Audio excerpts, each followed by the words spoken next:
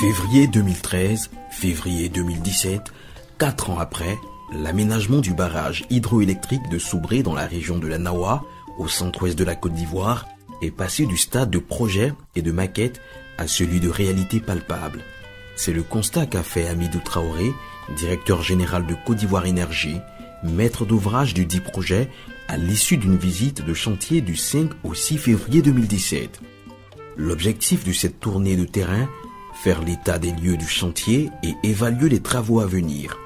Et selon le maître d'ouvrage, le projet lancé par le gouvernement ivoirien pour augmenter la capacité de production de l'électricité du pays avance bien. Le visage du site a changé, de gros ouvrages sont sortis de terre à la grande satisfaction d'Hamidou Traoré.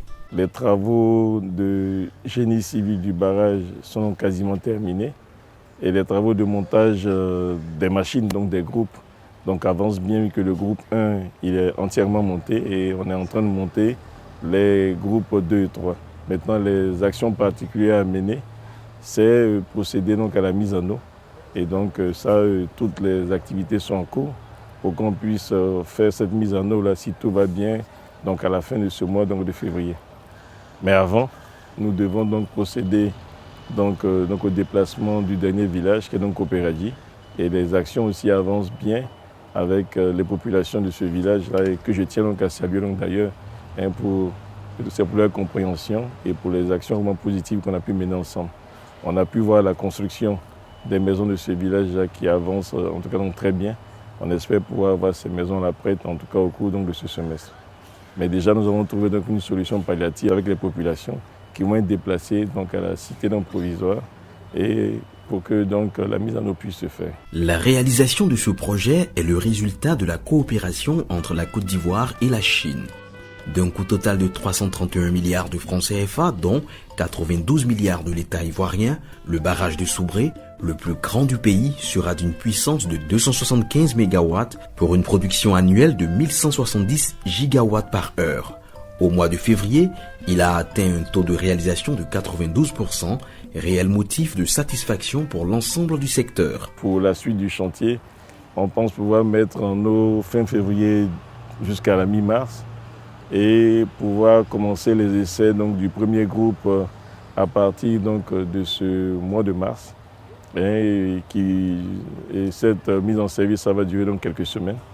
Et on pense qu'à la fin du second trimestre, on aura mis en service le premier groupe et vont suivre les groupes 2 et 3. Voilà un peu ce qu'on peut dire aujourd'hui sur ce chantier qui avance avec satisfaction. Après la visite du site, une réunion d'évaluation des tâches à venir a eu lieu. Les parties ivoiriennes et chinoises ont exprimé leur détermination à achever les finitions du dit projet et ce, dans les délais impartis. Mais à la fin du projet et à la livraison de l'ouvrage, les populations de Kwamekro, Kopéradji et de toute la région gagneront plus qu'un ouvrage. Nous avons fait une étude d'impact environnemental et social. Et comme vous avez pu voir, en plus des retombées locales, c'est-à-dire la station d'eau, vu qu'on a fait une station d'eau aussi bien pour les cités qu'on a construites, mais pour toute la ville de Soubré. Avec ce qui a été fait, on a pu donc résoudre le problème d'eau à Soubré pour les 10 ans à venir. Deuxièmement, vous avez pu le voir dans certains villages, nous avons construit des écoles primaires. On était là au mois de décembre, on a ouvert l'école primaire en fait de Galéa, ce qu'on a pu faire. Et aussi, on reconstruit des cités.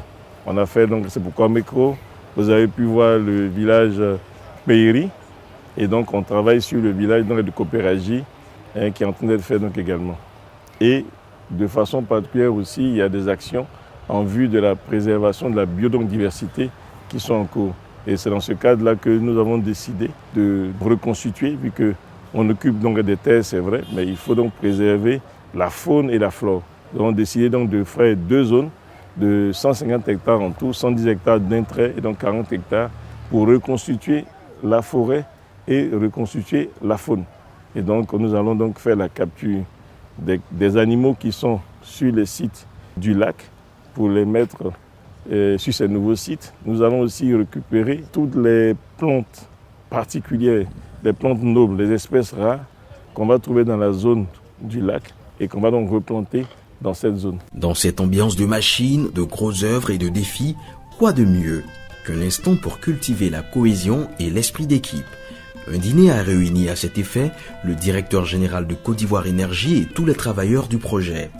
Avec la réalisation de cet ouvrage, le gouvernement ivoirien et le secteur de l'énergie électrique dans son ensemble réaffirment qu'ils sont à la tâche pour la production et la fourniture d'une électricité de qualité disponible pour tous.